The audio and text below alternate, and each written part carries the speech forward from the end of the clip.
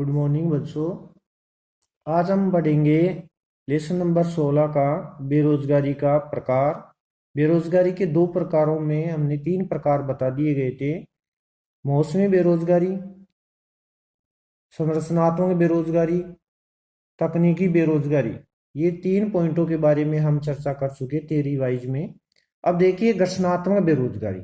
घर्षणात्मक बेरोजगारी वह बेरोजगारी होती है, इसे भिन्नात्मक बेरोजगारी भी कहा जाता है। दूसरा नाम इसका भिन्नात्मक है कि दो व्यवसायों की अवधियों के मध्य उत्पन्न बेरोजगारी को घर्षणात्मक बेरोजगारी कहते हैं। जैसे मान लो कोई कार्य बदल रहा हो तो एक काम छोड़कर के दूसरे काम में लगे समय में जितना विलंब होता है वह बेरोजगारी घर्षणात्मक होती है।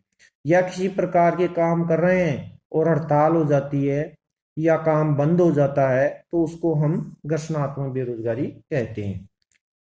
यह भिन्नात्मक बेरोजगारी भी कहा जाता है। दो रोजगार अवधियों के मध्य उत्पन्न बेरोजगारी को घर्षणात्मक बेरोजगारी कहते हैं। यह कार्य बदलने, हड़ताल, तालाबंदी आदि के कारण उत्पन्न होती है। यह बेरोजगारी अस्थायी प्रकृति की होती है, यानी कि इसमें ज्यादा समय तक बेरोजगार नहीं रहते। फिर है चक्रीय बेरोजगारी। अब देखिए चक्रीय बेरोजगारी वह बेरोजगारी होती है कि हमारी अर्थव्यवस्था में जो व्यापार होता है तो व्यापार में कभी तेजी और कभी मंदी, यानी उतार और चढ़ाव में जिस प्रकार लोग जो श्रम करते हैं, मेहनत मजदूरी करते हैं, उनको कुछ समय के बीच में काम नहीं मिलता है, उसको हम चक्रीय बेरोजगारी कहते हैं। तो देखिए विस्तार से, अर्थव्यवस्था में होने वाली नियमित प्रकृति के उतार चढ़ाव जैसे तेजी मंदी की स्थिति हो तो व्यापार चक्र कहा जाता है। व्यापार चक्रों में जब मंदी की स्थिति होती है तो समग्र मांग का स्तर बहुत कम हो जाता है। इससे उत्पादन एवं रोजगार में भी गिरावट हो जाती है। समग्र मांग में कमी या व्यापार चक्रों के कारण चक्रीय बेरोजगारी की समस्या उत्पन्न हो जाती है। फिर है छिपी हुई या प्रच्छन्न बेरोजगारी। देखिए ये आम सामान्यतः हम गांव में देख सकते हैं। छिपी हुई बेरोजगारी का दूसरा नाम है प्रच्छन्न बेरोजगारी। प्रच्छन्न बेरोजगारी कृषि कार्यों में पाई जाती है और जहां किसी प्रकार के लघु उद्योग होते हैं, जहां किसी ठेला ढोने वाला है तो वहां पर भी, या फुटकर दुकानें हैं वहां पर भी छिपी हुई या चक्रीय प्रच्छन्न बेरोजगारी होती है। तो देखिए जहां कई बार ऐसा होता है कि व्यक्ति रोजगार में संलग्न तो दिखाई देता है लेकिन कुल उत्पादन में उसका योगदान शून्य या नगण्य होता है, उसे हम छिपी हुई बेरोजगारी कहते हैं। जैसे किसी कार्य में आवश्यकता से अधिक श्रमिक लगे हो, कृषि कार्य में आवश्यकता से अधिक श्रमिक लगे हो, यदि कुछ श्रमिकों को उस कार्य से हटा दिया जाता है तो उत्पादन पर कोई असर नहीं पड़ता है, अर्थात उत्पादन उतना ही होता है। उसे जहां दो लोगों को हटाया गया तो वो छिपी हुई बेरोजगारी के अंतर्गत थे। तो देखिए हमारे यहाँ ऐसा योगदान शून्य नगण्य होता है। यदि अधिक या अतिरिक्त श्रम को उस कार्य से हटा लिया जाए तो कुल उत्पादन की मात्रा में कमी नहीं होती है। इसे छिपी हुई बेरोजगारी कहा जाता है। यह बेरोजगारी अविकसित देशों के ग्रामीण क्षेत्रों में कृषि क्रियाओं में अधिक पाई जाती है। जो राष्ट्र अविकसित है जैसे भारत में यह अधिक से अधिक पाई जाती है और ग्रामीण क्षेत्रों के कृषि कार्य में ज्यादा पाई जाती है। कृषि प्रधान विकासशील अर्थव्यवस्था होने के कारण यहाँ संरचनात्मक तथा छिपी हुई बेरोजगारी सर्वाधिक पाई जाती है।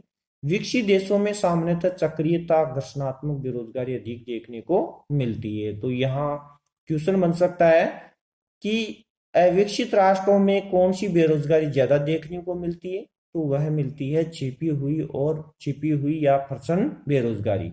दूसरा प्रश्न बनता है विकसित देशों में सामान्यतः कौन सी बेरोजगारी देखने को मिलती है, तो वहां मिलती है चक्रीय और घर्षणात्मक बेरोजगारी। अब देखिए बेरोजगारी के क्या कारण है, किस कारण से बेरोजगारी अधिक से अधिक बढ़ रही है। इसका देखिए पहला पॉइंट दिया है रोजगार परक शिक्षा प्रशिक्षण का अभाव। आप पॉइंट से ही बता सकते हो कि हमारी भारत में जो साक्षरता है, शिक्षा का स्तर लगातार बढ़ तो रहा है लेकिन इसके साथ ही शिक्षित बेरोजगारों की समस्या दृष्टिगोचर होती है। हमारे यहाँ अधिक से अधिक शिक्षित हो जाते हैं लेकिन उनको रोजगार परकता का अभाव होता है क्योंकि भारतीय शिक्षा से रोजगार कम मिलता है केवल इसमें बौद्धिक ज्ञान ही मिलता है, व्यावसायिक शिक्षा नहीं दी जाती है। तो हमारे व्यावसायिक शिक्षा की आवश्यकता है। एक ऐसा कौशल प्रदान करे सरकार जिससे लोगों को प्रशिक्षण मिले और प्रशिक्षण मिलने के बाद में वह स्वयं का रोजगार खोले। तो रोजगार प्रवक्ता की शिक्षा और प्रशिक्षण का अभाव है हमारे भारत में, इसलिए बेरोजगारी की समस्या है। देखिए, भारत में साक्षरता एवं शिक्षा का स्तर लगातार बढ़ रहा है और इसके साथ ही शिक्षित बेरोजगारी की नई समस्या भी दृष्टिगोचर हुई है। भारतीय शिक्षा में रोजगार प्रवक्ता का अभाव है, यानी भारत में जो शिक्षा दी जाती है उससे रोजगार नहीं मिलता है। यहाँ शिक्षा की व्यावहारिक उपयोगिता बहुत कम है। यहाँ शिक्षा प्राप्त करने के बावजूद छात्र रोजगार प्राप्त करने में असफल हो जाते हैं, क्योंकि उस शिक्षा से वे स्वयं का रोजगार नहीं खोल सकते। इसी प्रकार भारत में कौशल प्रदान करने वाले प्रशिक्षण केंद्रों का भी अभाव है। प्रशिक्षण व्यक्ति को मानव पूंजी बनाता है, जिससे उसके लिए रोजगार के अवसरों में वृद्धि होती है।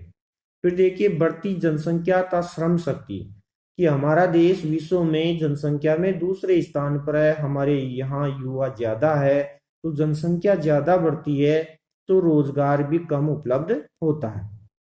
सरकार द्वारा रोजगार प्रदान करने हेतु अनेक योजनाएं चलाई जा रही है, लेकिन ये जनसंख्या वृद्धि के साथ बढ़ती श्रम शक्ति को पूरी तरह खपाने में असफल रही है। भारत में श्रम शक्ति लगातार तेजी से बढ़ रही है।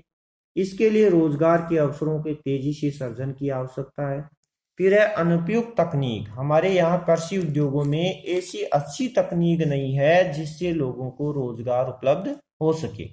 भारतीय कृषि उद्योगों में आधुनिक तकनीक को तेजी से अपनाया जा रहा है। यह तकनीक पूंजी गहनता श्रम बचतकारी है। हमारे यहाँ उद्योगों में ज्यादा से ज्यादा तकनीक को अपनाया जा रहा है। तो जो उद्योगों में काम कर रहे थे उनकी जगह मशीनें ले रही है, और मशीनें लेने के कारण हमारे यहाँ बेरोजगार ज्यादा हो रहे हैं। भारत जैसे देशों के लिए यह तकनीक उपयोगी नहीं है। भारत में ऐसी तकनीक अपनाए जाने की आवश्यकता है जो कि विशाल श्रम शक्ति को भी उपयोग में ले सके। अत्याधुनिक तकनीक भी भारत में बेरोजगारी के लिए उत्तरदायी है, कि हम अधिक से अधिक तकनीक को काम में ले रहे हैं, इस कारण से भी बेरोजगारी बढ़ रही है। कृषि का पिछड़ापन। भारत कृषि प्रधान देश है। यहाँ धीमी गति से विकास हो रहा है। यहाँ रोजगार का सबसे ज्यादा कार्य कृषि में ही प्राप्त होता है। कृषि का पिछड़ापन तथा धीमा विकास भी भारत में बेरोजगार का बड़ा कारण है। आज भी लगभग 50% श्रम शक्ति कृषि एवं संबंध क्षेत्रों में रोजगार प्राप्त कर रही है। हमें पता है आज भी प्राथमिक क्षेत्र में सबसे ज्यादा रोजगार मिलता है, लेकिन कृषि क्षेत्र का धीमा विकास इस विशाल जनसंख्या के लिए रोजगार के पर्याप्त अवसर पैदा करने में असफल रहा है। रोजगार विहीन आर्थिक विकास, कि लोगों को रोजगार नहीं मिलता है। विगत 35 वर्षों में गति जहां बढ़ी है उतना विकास नहीं कर पाए। सामान्यतः विकास के साथ रोजगार में भी वृद्धि होती है। भारत ने पिछले 35 वर्षों में तेज गति से विकास किया, लेकिन इस विकास में सेवा क्षेत्र का योगदान अपेक्षाकृत अधिक रहा, क्योंकि सेवा क्षेत्र तृतीय क्षेत्र को कहते हैं, तो तृतीय क्षेत्र सबसे ज्यादा सहयोग प्रदान किया। सेवा क्षेत्र की रोजगार गहनता कृषि एवं उद्योगों की तुलना में कम होती है। अतः तेज आर्थिक विकास के बावजूद रोजगार के अवसरों में पर्याप्त वृद्धि नहीं हुई है। राजनीतिक इच्छा शक्ति एवं व्यवस्थित नियोजन का अभाव। हमारे यहाँ भारत में राजनेताओं के द्वारा बेरोजगारी को दूर करने के लिए रुचि नहीं लेते हैं, और जो नियोजन तैयार करते हैं, पंचवर्षीय योजनाएं बनाते हैं, वो भी मजबूत नहीं है।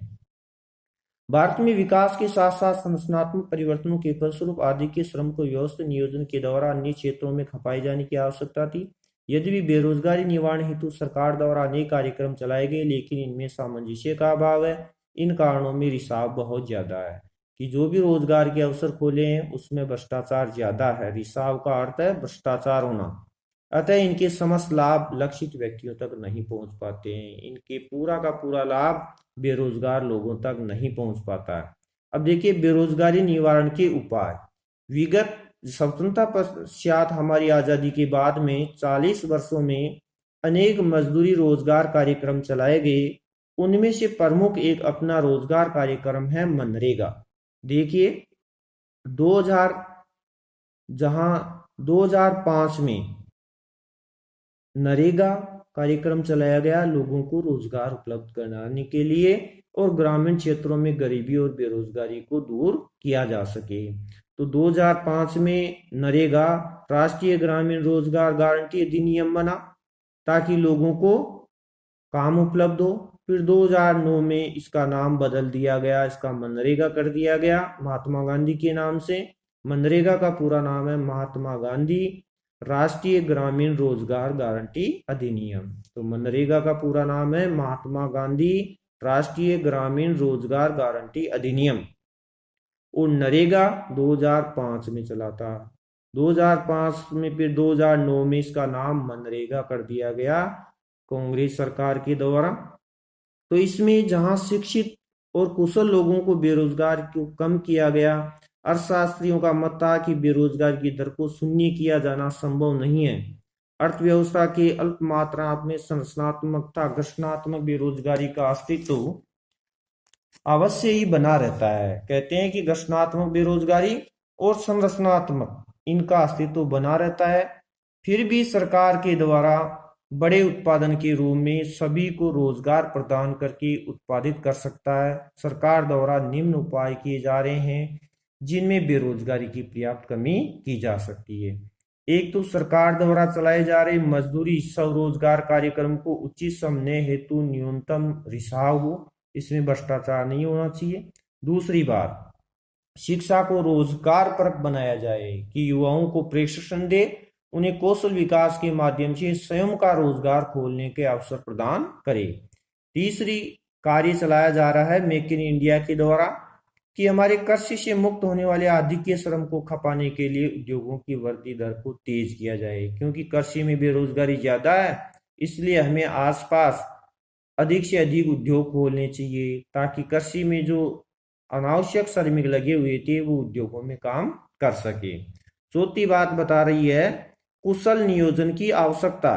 हमारे यहाँ प्रति वर्ष जो पंचवर्षीय योजनाएं बनाती है 5 साल से सरकार, उसमें और कुशल नियोजन चाहिए, जिसके अंतर्गत देखिए भारत में प्रति वर्ष लाखों नए युवा श्रम शक्ति में सम्मिलित होते हैं। ये भारत के लिए एक अवसर भी है और चुनौती भी।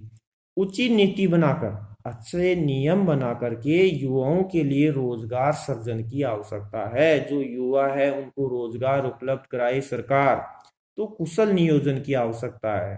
रोजगार संबंधी नीति इस प्रकार बनाई जानी चाहिए कि इसमें वर्तमान बेरोजगारों के साथ साथ श्रम शक्ति में भी नव प्रवेश करने वालों को भी ध्यान रखा जाए, कि एक ऐसी नीति बनाई जाए जिसमें वर्तमान बेरोजगारों को रोजगार भी मिले और श्रम शक्ति के लिए जो नए युवा हैं उनको लिए भी विशेष ध्यान रखा जाए।